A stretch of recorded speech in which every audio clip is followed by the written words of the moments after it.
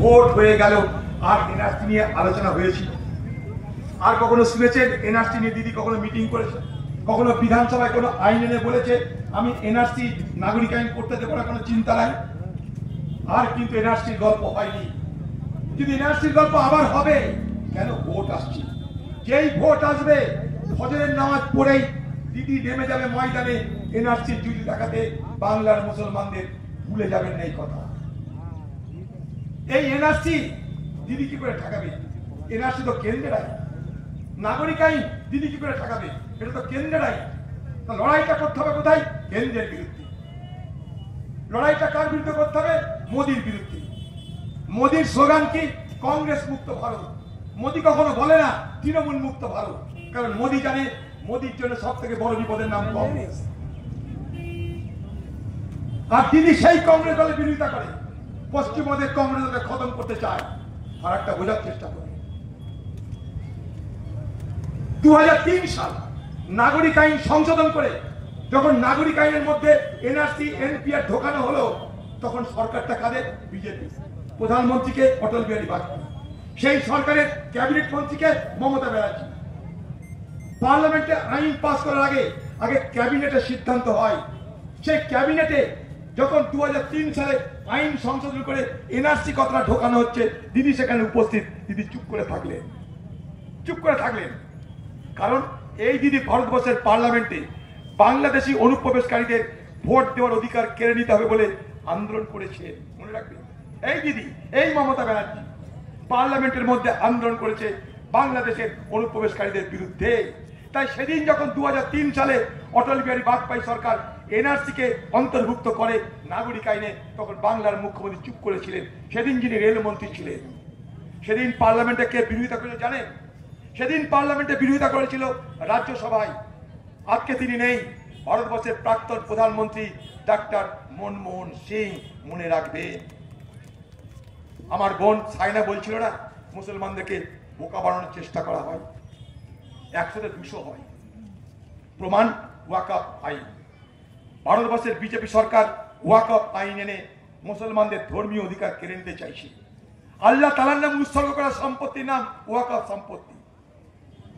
বলা হয় হাব্বিস আল আসাল উন সাব্বিল আল তামারাত, অর্থাৎ তোমার যা কিছু আছে তোমার নিজের জন্য রেখে সবটা সমাজকে দাও। এটাই হবে প্রকৃত মুসলমানের পরিচয়। তাই এই ভারতবর্ষে ধর্মপ্রাণ মুসলমানরা আল্লাহ তাআলাকে সাক্ষী রেখে তাদের সম্পত্তি দেয় ওয়াকফের নামে। কারণ সমাজের পিছিয়ে পড়া মানুষের তাদের ভালো মন্দ, সমাজের মাদ্রাসা, কবরস্থান, যা যা দরকার সেগুলোর জন্য, ঈদগাহ, যা যা প্রয়োজন সেগুলোর জন্য যা খরচ, তার জন্য তারা টাকা দেয়, জমি দেয়, সম্পত্তি দেয়। আপনারা কি জানেন এই ভারতবর্ষে সব থেকে বেশি ওয়াকফ সম্পত্তি কোথায়? এই পশ্চিমবঙ্গে। সংখ্যা কত জানেন? 1,48,200। মোট পরিমাণ কত জানেন?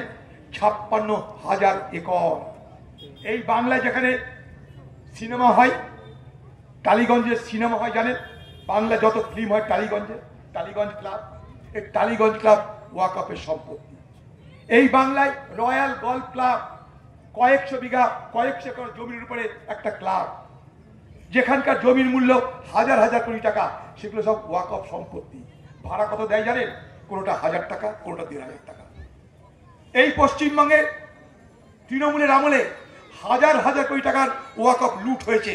কলকাতায় একের পর এক ওয়াকফ সম্পত্তি বেদখল হয়ে গিয়ে বহুতল বিল্ডিং নির্মাণ হয়েছে, বহুতল বাড়ি নির্মাণ হয়েছে।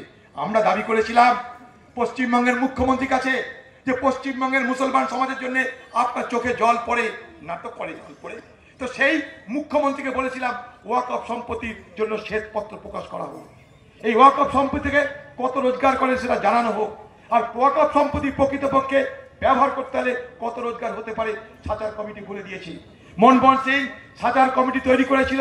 সেই সাচার কমিটির রিপোর্ট বলছে ভারতবর্ষে যত ওয়াকফ সম্পত্তি আছে তা যদি সঠিকভাবে ব্যবহার করা যায়, মুসলমান সমাজের জন্য 10 থেকে 15,000 কোটি টাকা প্রতি বছর রোজগার। হ্যাঁ, তার মধ্যে সব থেকে বেশি ওয়াকফ সম্পত্তি এই পশ্চিমবঙ্গে। আমরা তার জন্য যখন প্রতিবাদ করতে গেছিলাম ভারতবর্ষের সরকারের বিরুদ্ধে, কারণ আগামী দিনে আপনার কবরস্থান, আপনার ঈদগাহ, আপনার খানকা থাকবে কিনা আপনি জানেন না। তাই তাই সেই সমস্ত সম্পত্তিকে যাতে কেউ কেড়ে নিতে না পারে তার জন্য আমরা প্রতিবাদ করেছি, আমরা আন্দোলন করেছি। আর সেই পশ্চিমবঙ্গের মুখ্যমন্ত্রী যিনি মুসলমান সমাজের জন্য চোখের জল ফেলেন, সেই বাংলার মুখ্যমন্ত্রী আমাদেরকে বলছেন ওয়াকফ সম্পত্তি যদি আন্দোলন করতে হয় সিধা চলে যান দিল্লি, এখানে কোনো আন্দোলন হবে না। আমরা তাই মুসলমান সমাজকে বলতে চাই, বাংলার মুখ্যমন্ত্রী এই কুম্ভী রাষ্ট্র কুমিরের চোখের জল দেখে আপনারা বিভ্রান্ত হবেন না, আপনারা বিভ্রান্ত হবেন না। বাংলার মুখ্যমন্ত্রী কুমিরের চোখের জল দেখে আপনাদেরকে আরো জানিয়ে রাখি, 2012 সাল পশ্চিমবঙ্গের মুখ্যমন্ত্রী কথা দিয়েছিল পশ্চিমবঙ্গে 10,000 বেসরকারি মাদ্রাসাকে স্বীকৃতি দেওয়া হবে, অর্থ প্রদান করা হবে। এখন পর্যন্ত মাত্র 235টা মাদ্রাসাকে